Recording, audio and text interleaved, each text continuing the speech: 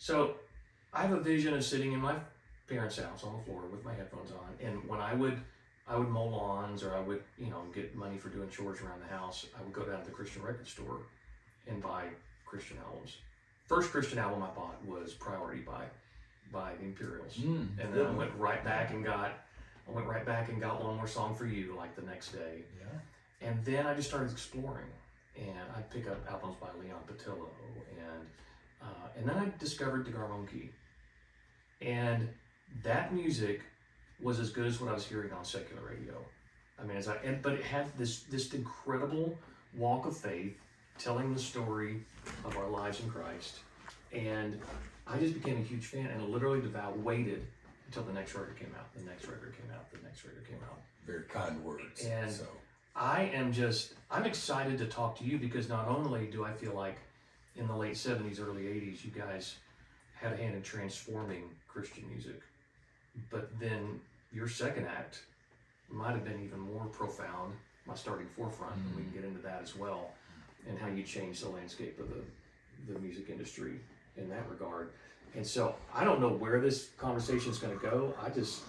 I'm excited to sit down and have a conversation with the great Eddie DeGarmo. So welcome to the One Degree of Andy podcast. Well, thank you so much for inviting me to be part. Well, I'm thrilled. I'm thrilled that you would say yes. So, when I do these podcasts, I'll sit down with an artist and I'm like, hey, you should have so-and-so on. You should have so-and-so on. I'm like, well, will you share their number with me?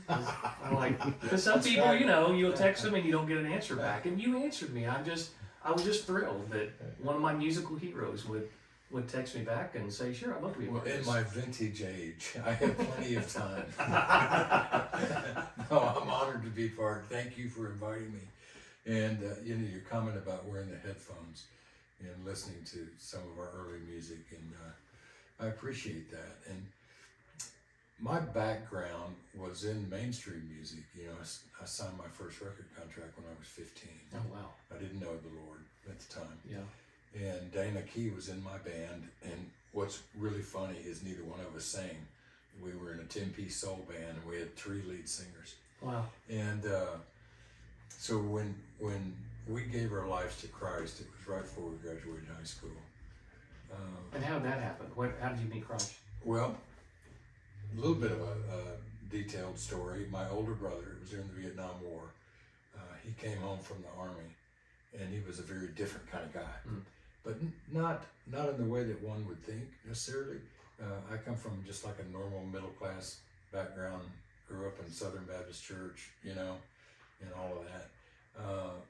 But when he came home, he got wild. He went out and bought a big motorcycle, started riding with a motorcycle gang. And we didn't know what had happened to him, And was it something that took place in the service or whatever? And I was playing in a dance band through those years. And as I mentioned, I didn't know the Lord. And I came home one night about 2 o'clock in the morning from playing a dance somewhere north of Memphis, and walked into our house, and my brother was sitting with the lights off at the kitchen table. And I turned the light on, and he had a Bible on the table, and he had a bottle of Jack Daniels on the table. And I said, man, what's going on? And he said, Eddie, sit down. He said, I got to tell you a story. He said, when I was stationed overseas, he said, I went to a Bible study and I dedicated my life to Jesus. And when I came home, I was just too afraid to tell anybody. And so I tried to run. And the way I ran was buy the motorcycle and join the gang and all that sort of thing. And then he said a remarkable thing. He said, but God won't let me go. And he said, so I gave my life to Jesus. And he said, I know that sounds pretty weird, but he said, it's a whole lot different than what we thought of that growing up in our little, American Pie Southern Baptist Church. Nothing against that, but, just more than we knew. And over the next 3 or 4 months, he just witnessed to me pretty much relentlessly. I mean, we actually got in a couple of fist fights over it. Oh my God. How weird that is. Wow. So, but I went to... So nobody in your family was a believer? Like that wasn't church growing up, or? They were a product of the American post-war 50s and were religious. religious, but really didn't have what I call a deep belief of following Jesus and knowing him on an everyday basis. You know, that did come later for them, and I'm thankful for that. But my mom and dad were good people, and I grew up in a good family. But our mantra was, you know, you might do a few things growing up, just don't get caught. You know, be smart about it, right? Yeah. That was pretty much the mantra in my family. And I think a lot of families in the 50s were that, post-war families were that Interesting, way. yeah.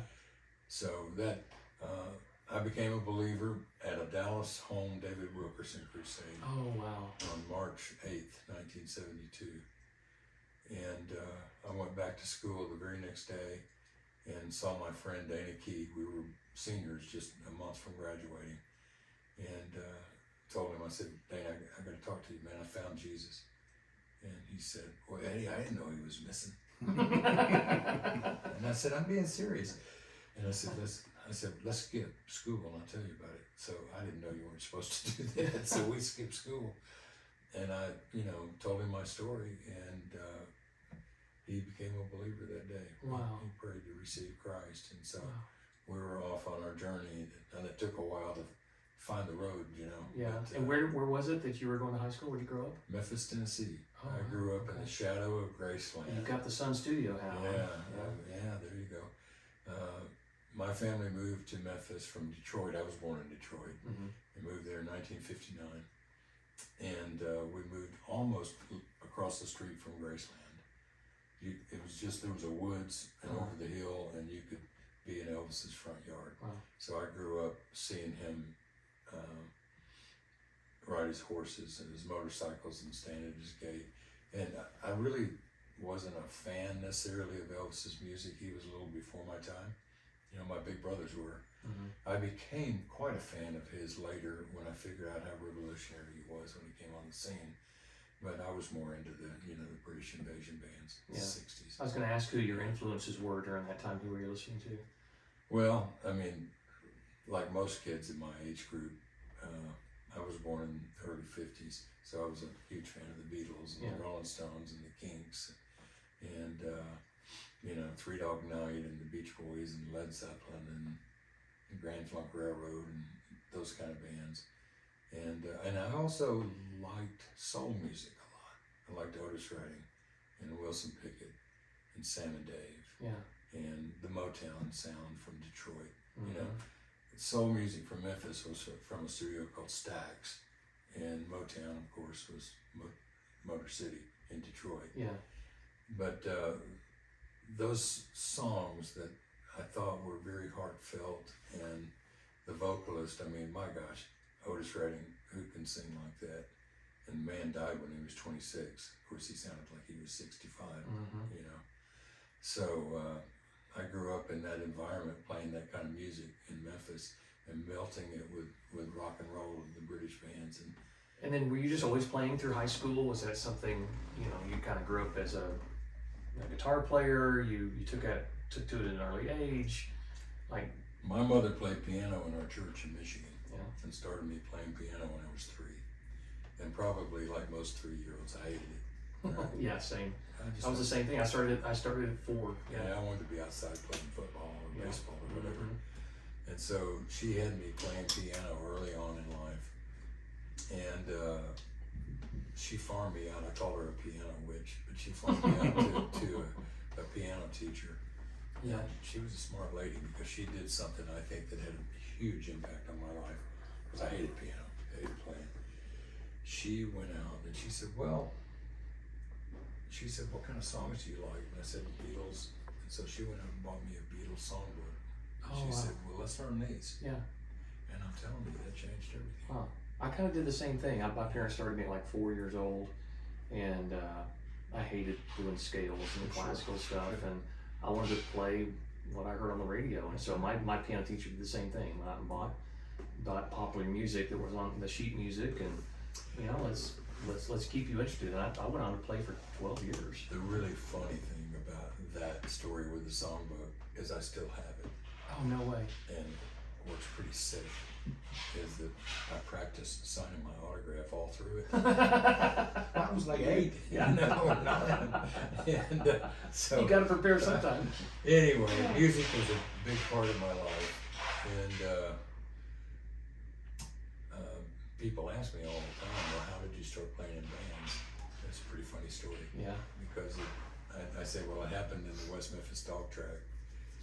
My dad, the good Baptist he was, went to bet on the dogs on a Wednesday night. One night, he won $1,200, Oh wow. right, which was That's a good big night. lot Yeah. of money in 1964. Yeah. Went out the next day, probably because he felt guilty from betting, gambling, and bought me a Farfisa organ and a little Gretsch amplifier, and I was 9. And so I was the only kid in the neighborhood that had a combo organ, right? Wow. So I got in all the bands. And in those days in Memphis, there was a band on every street corner. Yeah. I bet. It was a big time for music in Memphis. And so I started playing in dance bands, and this predates being with Dana Key. That happened a few years later, but started playing in dance bands. I still have pictures of me playing at these sock hops and different things in the early 60s. And then how did you and Dana meet? Well, we met in the 1st grade. We grew up in the same neighborhood Wow. and met in the 1st grade. I still remember I was out on the playground that afternoon, and he had a little gang of greasy-nosed minions that, followed him around, and he wanted me to be in his gang. I said, no way, man. I said, I'm gonna form my own gang. Two alphas meeting each other. I love it. So that's how we met. Wow. And basically competed with one another the rest of our lives.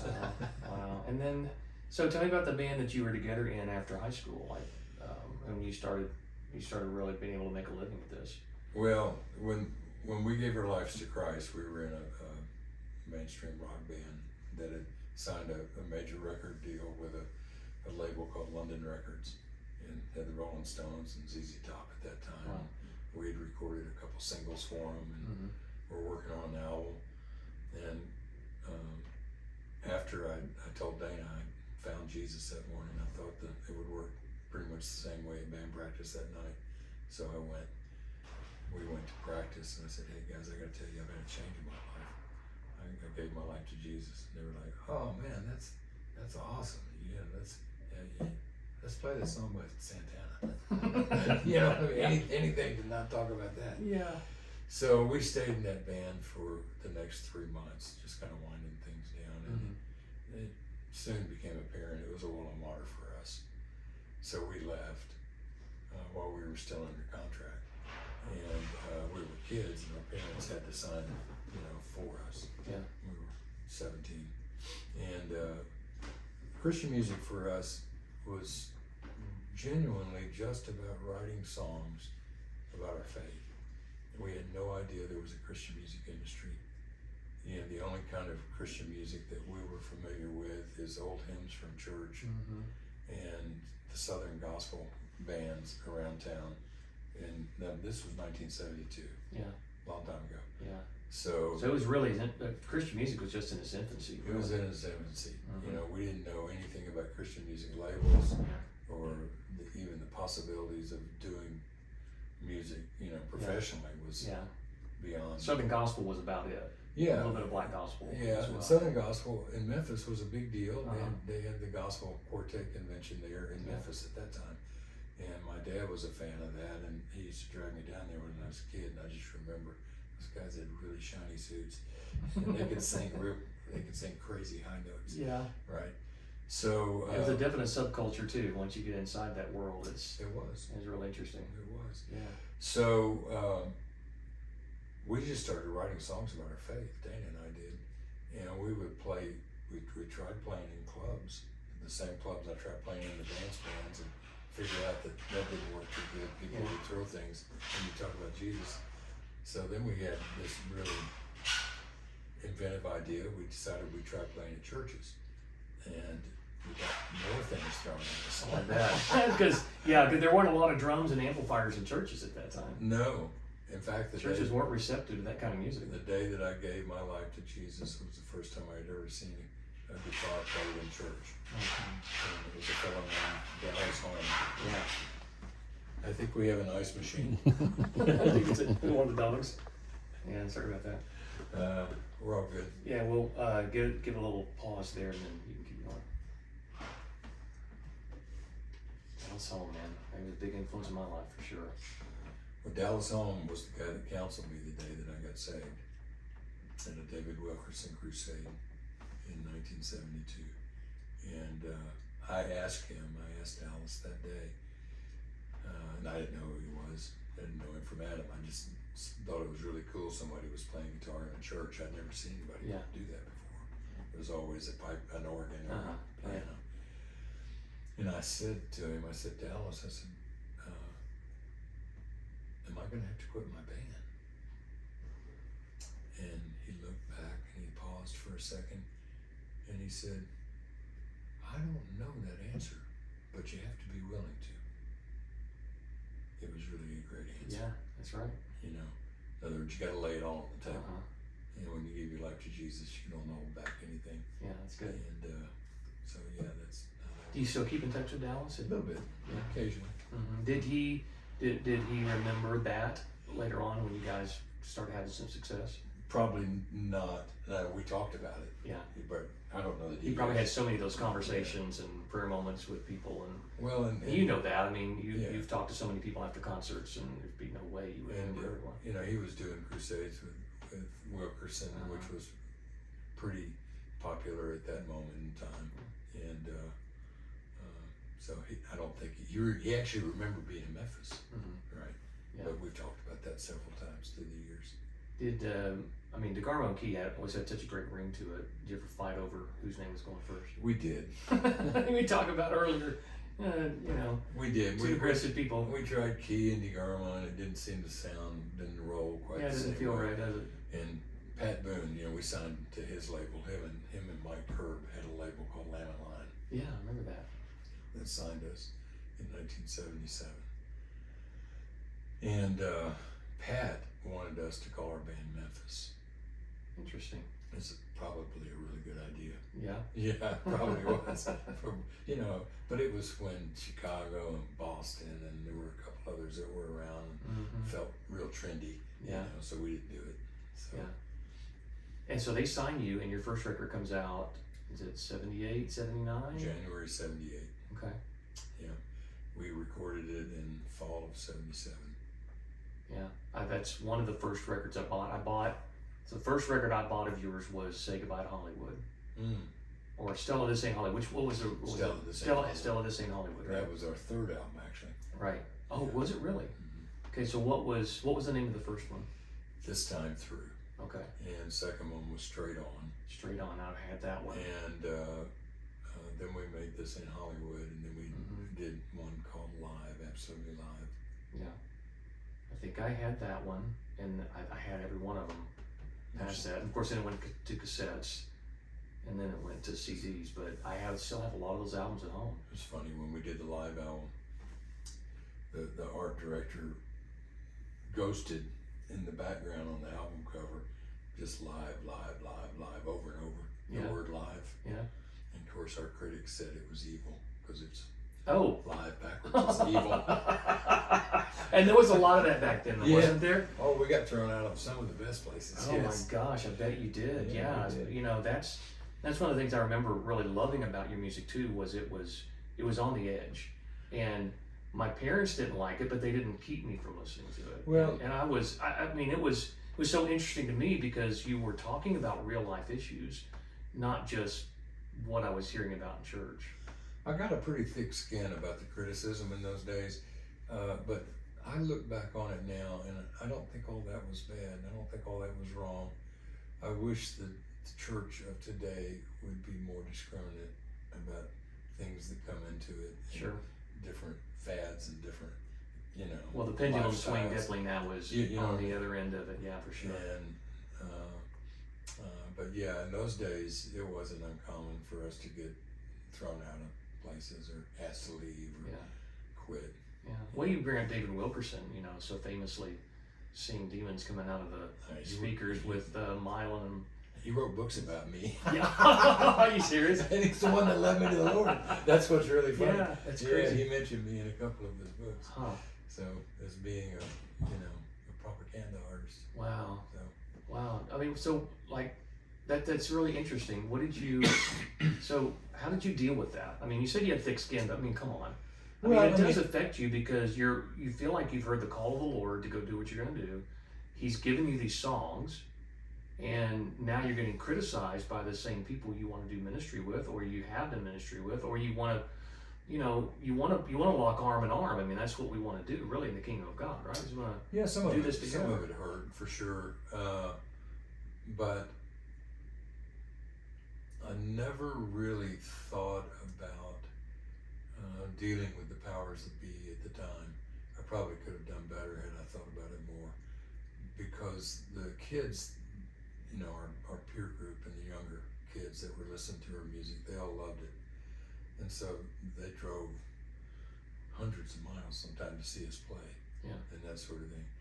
So the controversy, Andy, I think was one of the major drivers that God used to popularize what we were doing, because radio stations wouldn't play our music much in the early days. Yeah. There were a handful, but not very many. Yeah.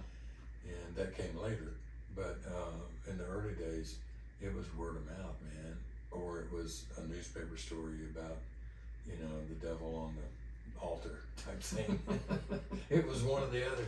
And you were doing music videos back then too, right? Well, we were one of the first, I think, Yeah. maybe the first Christian group to do music videos in the early 80s when MTV came on the scene. I remember those. And were able to get our videos shown on MTV, which in those, kids today don't realize that music videos are such a big deal back then. But, it was a new format. And you could push a little bit, a little more freedom. I talked to Mike Rowe of the 77s not long ago, and we talked about just how forward their videos were, on the edge they were, and how it really drew a lot of criticism from the church. But I mean, they're kind of the same way. Thick skin. They're from Sacramento, and they're just like, bring it on. We want to push the envelope here. Well, it was a little bit of that, and now in 1980, I had made friends with a fellow named Mike Clanton. Mm-hmm. He was an A&R guy at Word Records in those days. Then he formed a management company called Blanton and Harrell that their first client was Amy Grant. Right. Yeah. And she was really starting to get popular, and so Blanton called me 79 or 80, one of those years, and said, Eddie, he said, we're going to go on tour we've never toured with a band with Amy. It's always just been a guitar, backing her up. And would you guys consider, being her band? And, you can play your own set, and then you can back Amy up. That was quite a step of courage for him to do that. So we toured with Amy in 1980 and 81 as her band. And then we did a few songs in the middle of the set. And it opened our eyes to a wider thing that could happen with our music if we would address media, radio in particular. Andy, I still remember, this is a really funny story, but there was a big radio station, probably still there in Seattle, and we were doing a radio interview, one of our first, and this had probably been early 1978. Everybody has good memories of their first radio or TV interviews, And so Lamb and Lion set the interview up, and so I called the station. We were in Seattle, and right before I hung up, the girl on the phone, she said, "Hey, by the way, would you bring a copy of your album with you?" As it dawned on me, they'd never heard our music. Oh wow! Right. Yeah. And so we go to the radio station. I've got my album under my arm, and we go inside. In those days, they played records. Yeah, drop the needle. Yeah, drop the needle on an album. And so the DJ said, "Well, what do you think would be a good song that our fans would like?" And we had done a remake of an old hymn called "Wayfaring Stranger" on our first album. And I said, "Well, let's try that one. People will be familiar with that. That'd be a good one." So he asked a couple questions, and then he said, "Well, let's listen to Wayfaring Stranger by DeGarmo and Keith." So he dropped the needle, and the song starts out fairly mellow, And, you know, about 30 seconds in, it gets a little more aggressive. And about another 30 seconds in, Dana starts playing a solo that kind of sounded like Jimi Hendrix. The guy, the DJ, reaches over me to get the needle off of the album and hits it, and it scratches all the way across the album, you know, the needle. Yeah. On air. Oh my gosh. And wow. It picks it up. Oh, it was a great moment. Oh. Needless to say that interview didn't last too much longer after that. That's incredible. I mean, well, you know, I can remember, like, we were sitting there before you got here just playing some songs, some of my favorite songs from your early albums. I mean, songs like, we just went through a Revelation series at my church, and I immediately thought of 666. Yeah. And going, you know, that was a bold step to have a song like that on your record, to, you know, just again talk about things that were, I think, for maybe if you're in your 30s and 40s in that era, you're kind of like, we don't need to sing about that stuff. But for people my age, late teens, early 20s, we're like, yeah, bring it on. That's the kind of stuff I want to hear. Well, you know, when I gave my life to Jesus that night in 1972, David Wilkerson was preaching, and he was telling me about Jesus coming back. Well, I'd never heard that. I grew up in church a little bit, right? Mm-hmm. I never knew Jesus was coming back. I was like, hey, he'd been here once. What do you need to come back for? And I think the way that I was convicted that night is I was very afraid to face Jesus. And I was like, well, if I'm so cool, you know, and being a Baptist and all, why am I so afraid? And that was the way that the Holy Spirit convicted me. Wow. So yeah, we wrote quite a few songs about the second coming. And of course, the 666 is the different side of the coin. Yeah. You know, about what happens in Revelation. Well, I thought it was cool when I first heard it. I still do. I still go back and play that every once in a while. It's awesome. That was our first video that MTV played. Yeah, I remember. And then they made a wonderful faux pas on our behalf as they dropped the video saying it was too violent. Oh, it had a warning to it. That's right. Yeah, and the thing that was really interesting about it is that at that time the Christian TV stations were playing it, but MTV dropped it because they said it was too violent. Incredible. Well, it became a huge news story. Yeah. The Wall Street Journal wrote an article about it, and then it ended up on the Today Show. Yeah. And CBS Evening News. Which is good for business. It turned to be the biggest press bonanza we'd ever had over being too violent for MTV. Yeah, pretty funny. Wow. So you talk about radio being slow to play your music, and being out with Amy kind of showed you that there's another gear you could get to get your music to a wider audience. Like when did that start with you? What album did that start with you? It would have started in a major way with an album called Mission of Mercy. Right.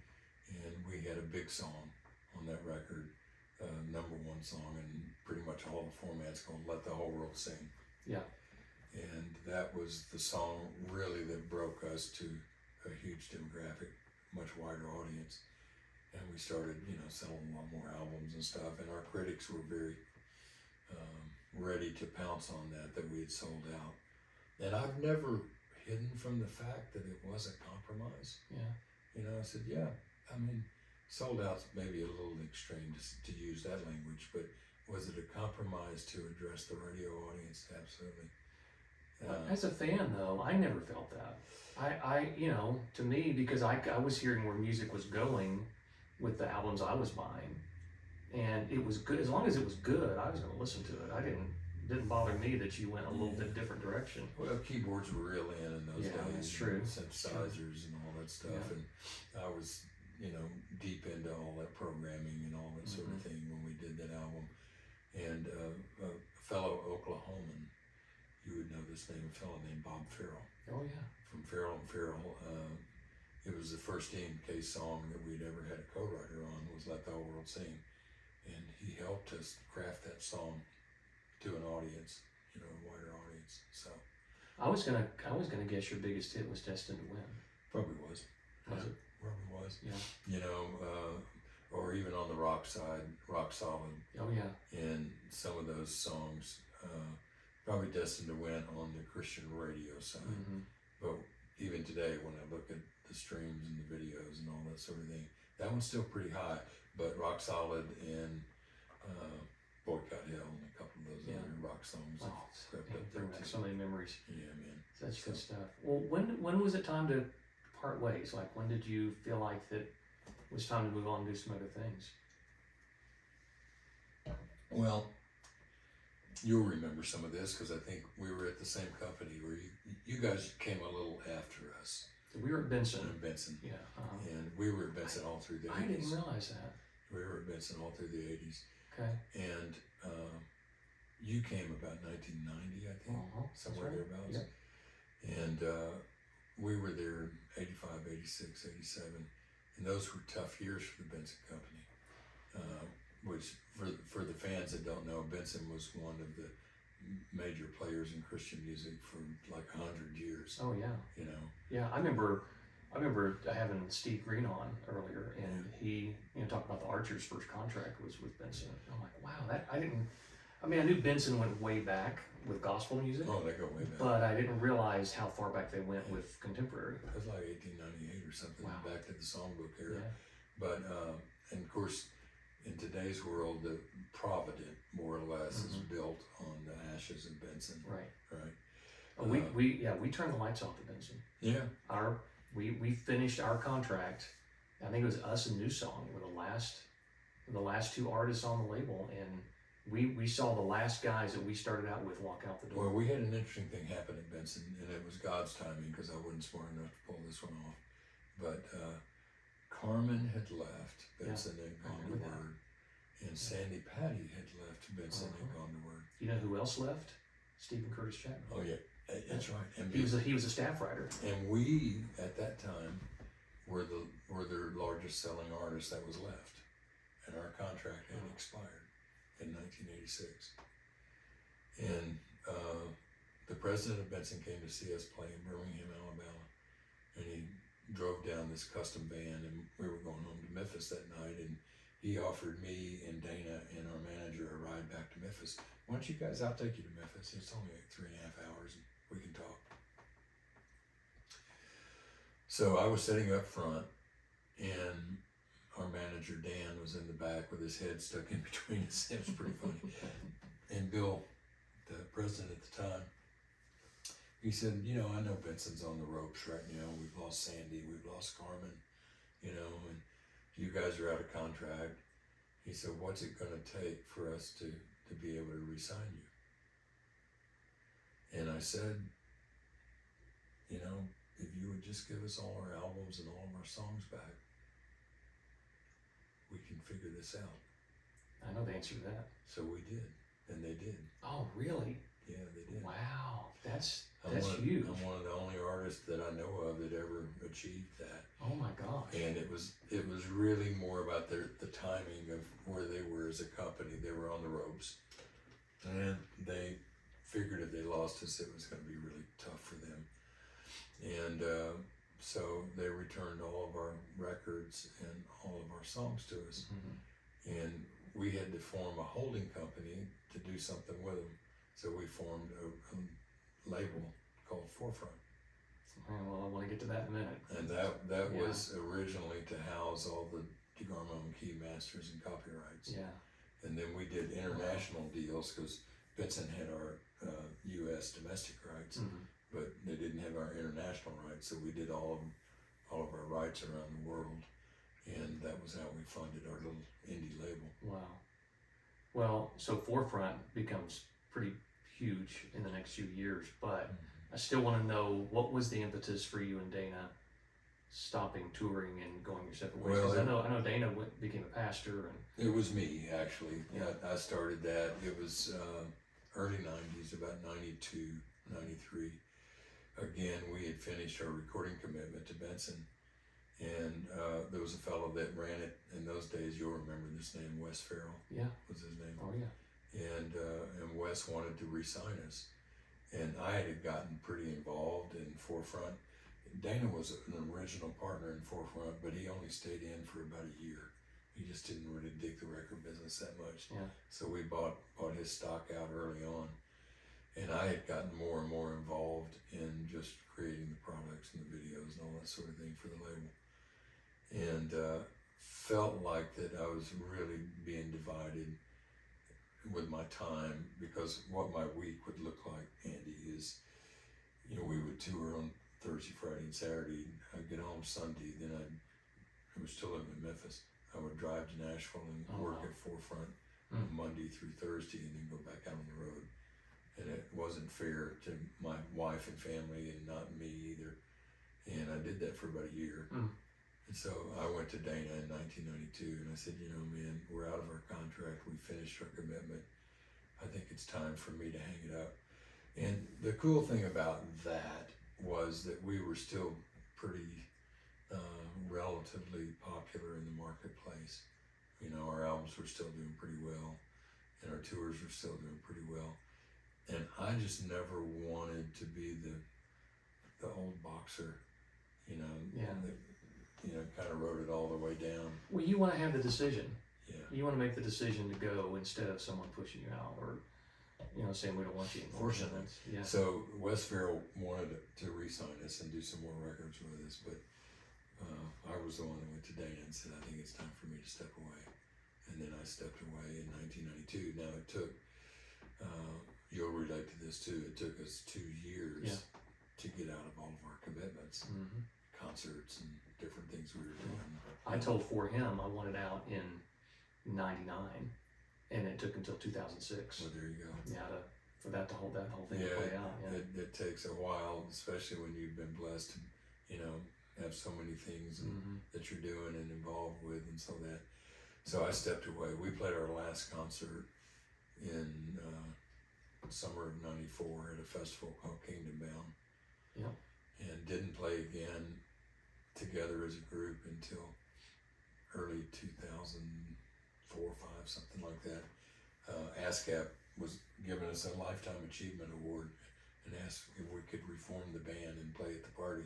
And how long did that take to get back in shape for that? Oh, not very long, like riding a bicycle, man. Yeah, oh, that's cool. We got the same old guys together, and in 15 minutes we were telling the same jokes. That's incredible. Yeah, you know, I know that feeling. Oh, I know that feeling. Yeah.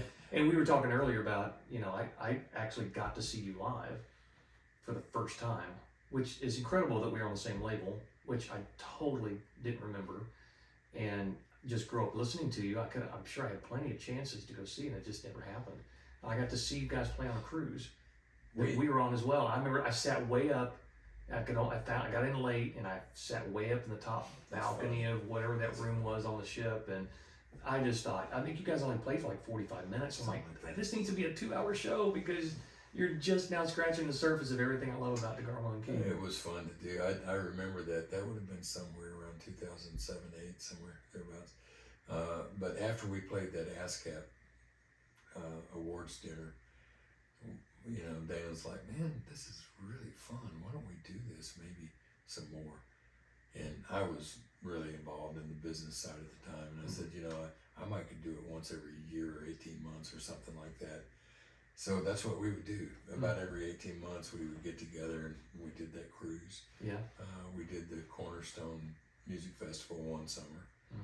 And then we played, our last gig ever was at a bikers rally at, I can't remember the name of the place. You'll probably remember it.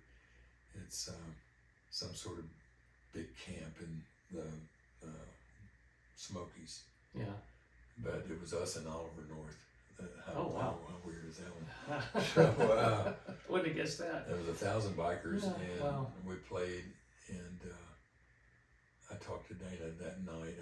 I had to fly to New York City the next morning, and so I drove home with my son-in-law, and Dana called me, and he goes, man, I had a good time. He said, I sure wish we would do this some more.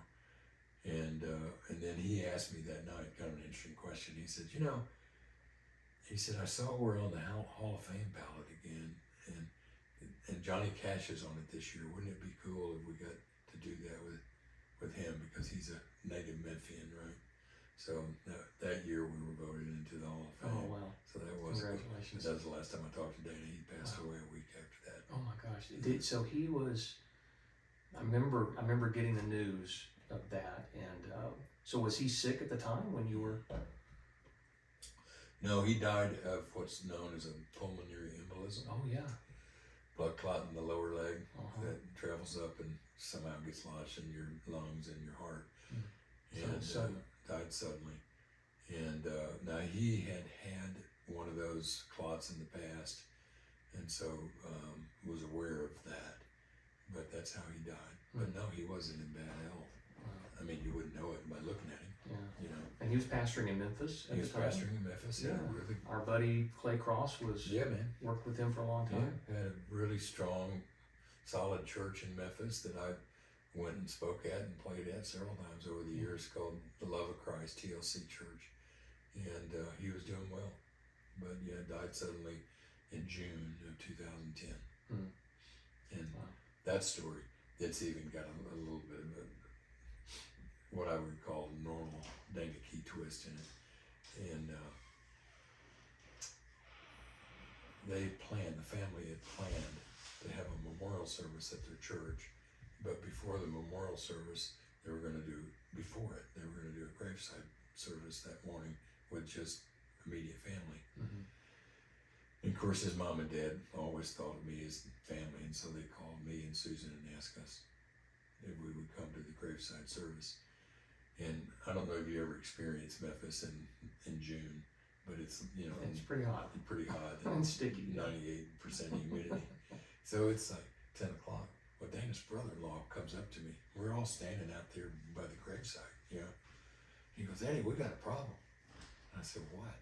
He said, "I just got a call from the preacher that's doing the service here, and somehow he got mixed up and thought it was at 11, and it's at 10. And he said, we got all these people standing." There was about 50 people, and I'd say most of them were in their late 70s or 80s, Yeah, we can't Yeah, he said, hang around here very long. He said, they're not going to make it. He said, "What are we going to do?" And I said, I said, "If you'll pray to open, I'll close." So I preached Dana's funeral, Oh, no way. impromptu Yeah. at his graveside. And I joke about it now, and I said, "Yeah, I'm pretty sure that's the only time that I ever spoke to him where he stayed still." So, and then we had a memorial service later that afternoon. That, I mean, it must have been 2,000 people there, but it was a sad day, but a glorious day for him too. Well, I know that so much of what you accomplished in the 80s and 90s through your music, I mean, really, you had more impact in your second act by starting Forefront. You mentioned it earlier. I feel like Forefront changed the landscape of Christian music. Well, we had a good run at it. There's no doubt. And then we need to talk, because I do have a third act that I'll throw in there in a minute. All right. But I think we all do, yeah. Yeah, the second act with Forefront, we were fortunate enough to work with artists like DC Talk and All Your Adrenaline. So I have to tell you this story though. We were, for hymns, we were probably on the road our first year or two, and we played at Liberty. And we got a knock on the door after the concert on our bus door, and a couple of young dudes handed us a demo tape and said, "Hey, we're Christian rappers. We'd love for you to hear our music." We're like, "Oh yeah, thanks." Took it back in the back of the bus, put it on, laughed our heads off, and threw that cassette in the trash. Right. And we're like, nobody's gonna listen to this. That happened more times than you can know. I bet it did. That's how we found them, was through, we had worked with another artist named Jeffrey Benward in those days. Had a group called Aaron and Jeffrey. Yeah. And they had played a concert at Liberty, and somebody knocked on their door and gave them a tape. And Jeff brought it back to us. He'd never even listened to it. He said, "Hey, here's a demo I got from Liberty. Maybe it's something you guys are interested in." So that's how we discovered DC Talk. And was it immediately, immediately, like, we gotta do something with this? I did. There were 4 partners in the business. Dana wasn't a fan of rap at that time, so he wasn't so confident. But the other 3 of us knew. And the thing that was unique about DC Talk, that it was what we were looking for, is they sang their choruses and they rapped their verses. Yeah. So, so much of music in church world in those days was youth group driven. Yeah. And we felt like that it was important that they had melodies that they could sing. And they had the hooks. Yeah. So DC Talk had 2 great singers with Michael and Kevin. And then Toby the rapper. So And then did you pair them with Mark Heimerman? we did. Yeah, we That did. was brilliant. That was a great move. Yeah, that was actually, give that credit to Dan Brock. He did that. Yeah. So, yeah, it was good. And Heimerman was, he's a great singer himself. And it's funny because so many of the Church of Christ kids that grew up without instruments in church were really good singers. Yeah, that's true. You know what I mean? That is true. I feel like so much of the Christian music industry was birthed out of Abilene Christian. Yeah.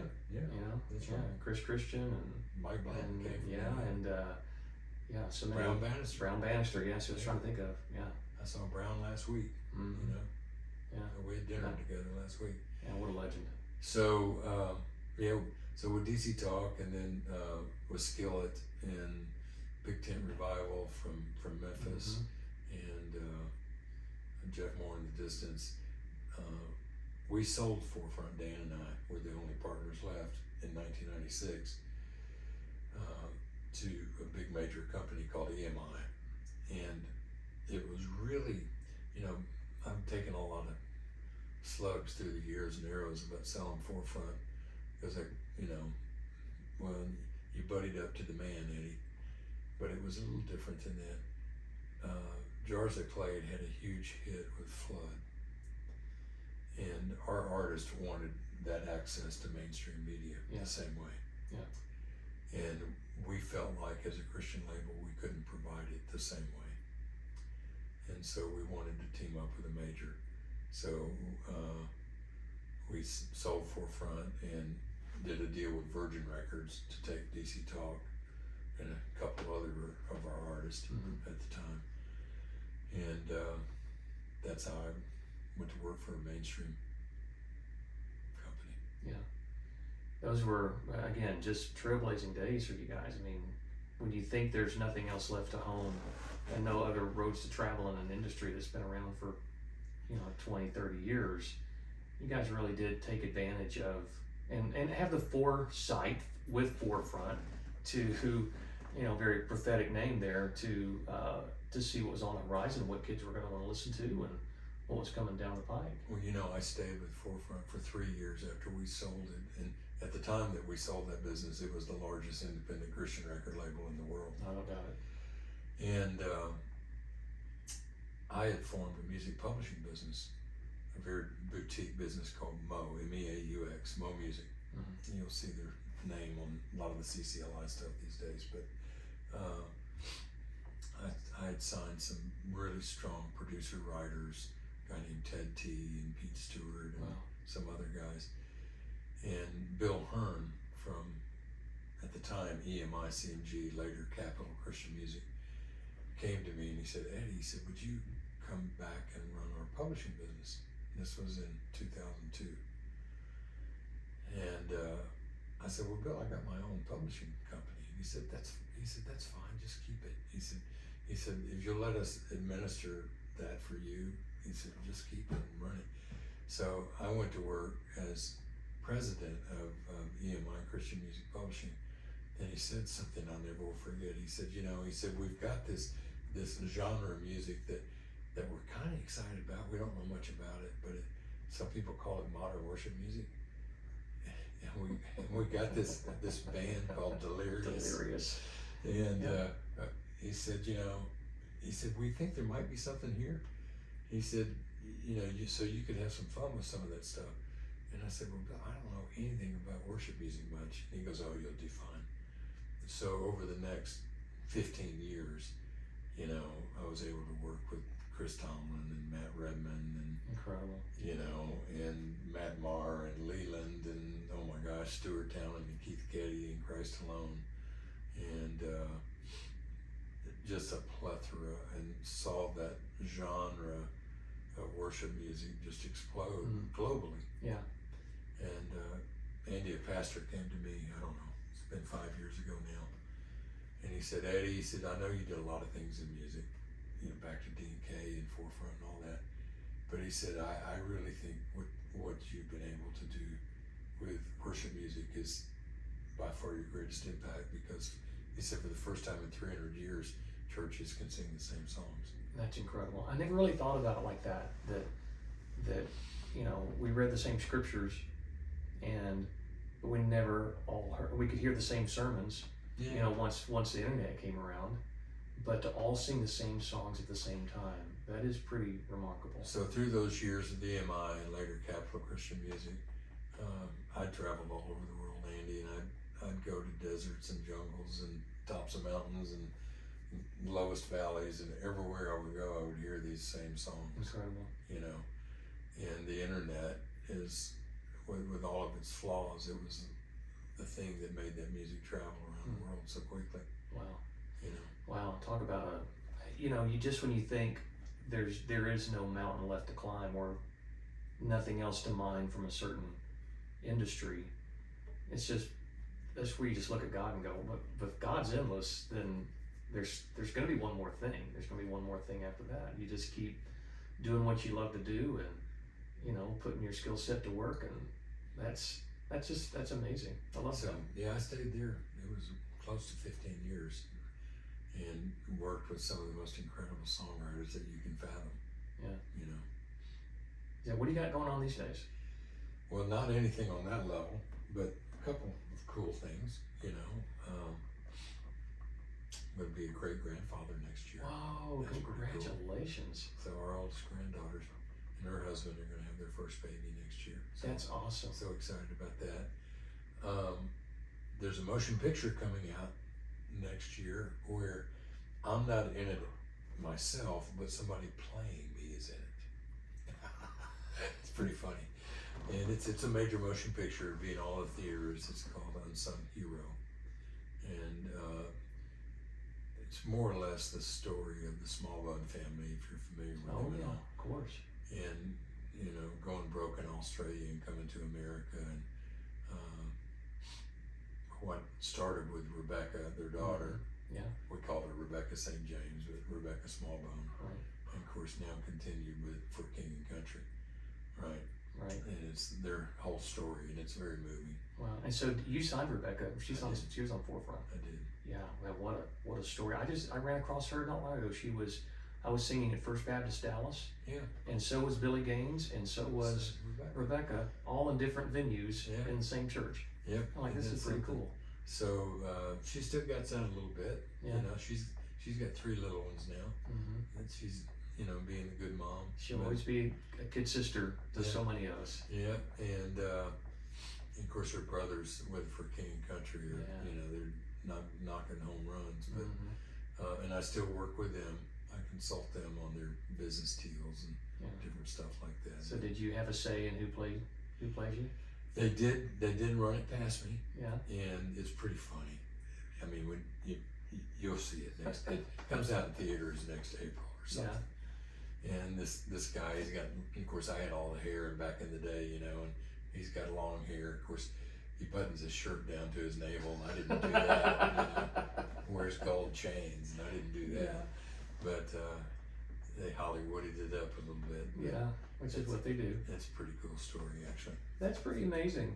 Well, you've got quite a legacy to leave to your children, grandchildren, and now great-grandchildren of not only music, but, you know, just the stories and the lives that you've touched through promoting music and promoting artists, and what a rich history that that God's allowed you to live.